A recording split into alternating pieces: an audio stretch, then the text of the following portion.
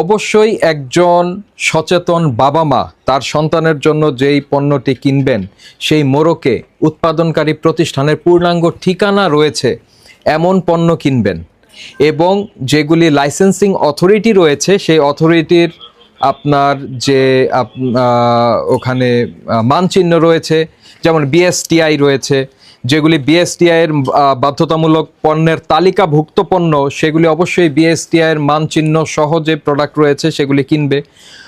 যেটা প্রথমত তারা দেখবে, প্রথম কথাই হচ্ছে যে কোম্পানিটিতে তৈরি হচ্ছে তারা তাদের পূর্ণাঙ্গ ঠিকানা দিচ্ছে কিনা।